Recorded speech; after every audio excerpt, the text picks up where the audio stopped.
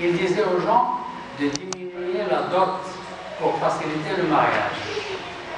Ne demandez pas trop pour les jeunes.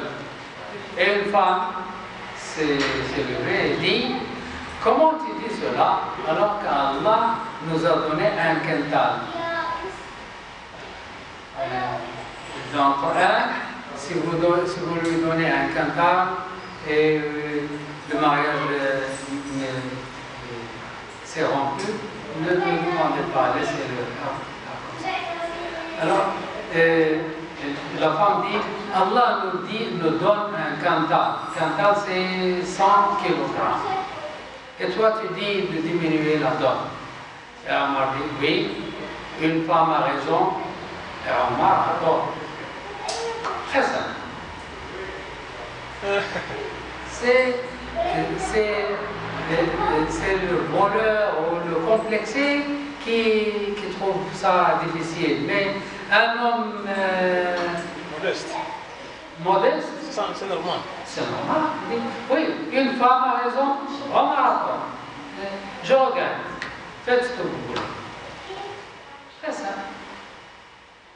Il a dit la célèbre phrase: quand est-ce que vous avez le droit de rendre les gens esclaves alors que leur mère leur ont donné naissance libre?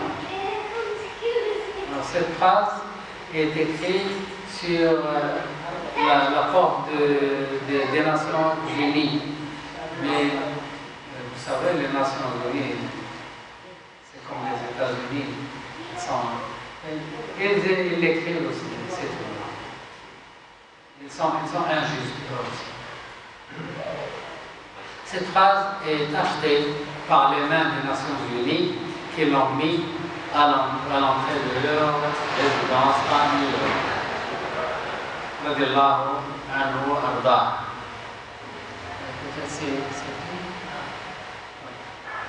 Maintenant, Omar al-Khattab a dit des mots qui coïncident avec la révélation.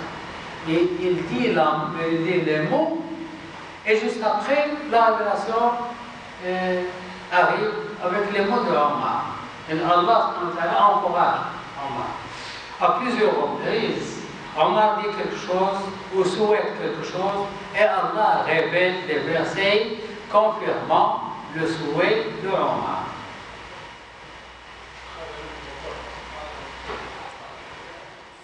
Premièrement, il souhaitait que le Maqam Ibrahim soit un lieu de prière. Et Allah dit: adoptez donc pour lieu de prière ce lieu où Abraham est un de vous. Il a souhaité avoir cet endroit de Maqam Ibrahim soit un endroit de prière. Allah subhanahu wa ta'ala dit: et faites la prière devant Maqam Ibrahim. Maintenant, celui qui va à Mecca et fait le tawaf, il fait 2 rak'ah derrière Maqam Ibrahim, selon le souhait de Omar al-Khattab. Deuxièmement, il a souhaité que les femmes musulmanes portent les voiles. Allah dit: et dit aux croyants de baisser leur regard, de garder leur chasteté et de nous montrer leur atout, que ceux qui ont pareil, et qu'elles rabattent leur voile sur leur poitrine. Donc, selon le souhait de Omar. Troisièmement, il menaçait les femmes du prophète. C'est lui qui menaçait les femmes du prophète d'être obéissantes ou elles allaient le regretter.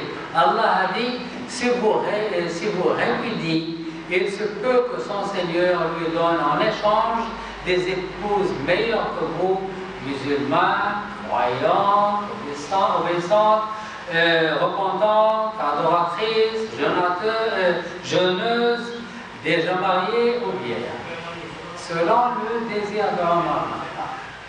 Une fois, il a trouvé que les femmes discutent avec le prophète. Il leur dit une chose, il dit: non, je ne peux pas. on lui a dit que Hafsa, elle aussi, discute, fait des arguments avec le prophète. Il est allé en colère chez elle, il dit, est-ce que c'est vrai, tu fais des arguments avec le prophète? Tu dis non, tu refuses. Il dit oui, mais pas moi seul. Regarde, Aïcha et les autres, toutes les femmes, elle était en colère et il est allé chez les femmes et dit, écoutez, si vous n'êtes pas content, Allah va vous changer, va lui donner des femmes meilleures que vous. Et c'est arrivé, c'était révélé. Vraiment, il ne voulait pas avoir de prisonniers à Badr. Il y avait 70 prisonniers à Badr, à la bataille de Badr. Il y avait 70 prisonniers. Lui, il disait au prophète de les tuer. Ils étaient mécréants, ils ont fait beaucoup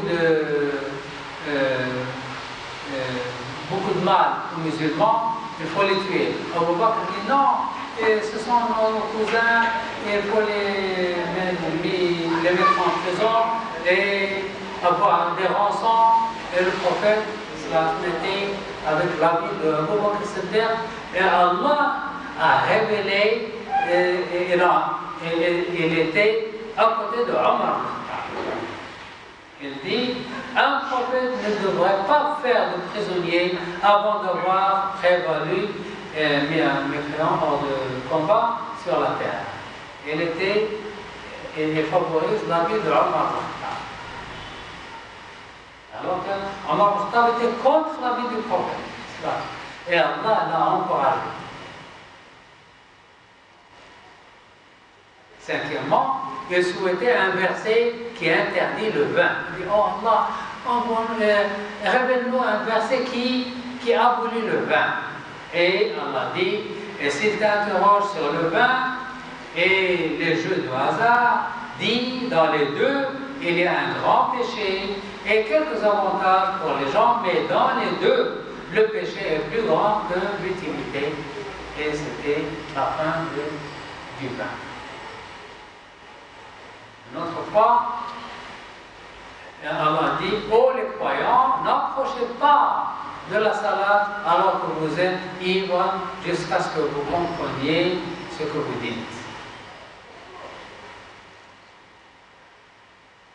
Une autre fois, il souhaitait un verset qui interdit définitivement l'alcool. Alors Allah dit, le diable ne veut que jeter parmi vous à travers le vin et le jeu de hasard, l'inimité et la haine, et vous détournez d'invoquer Allah et de la salade. Allez-vous donc y mettre fin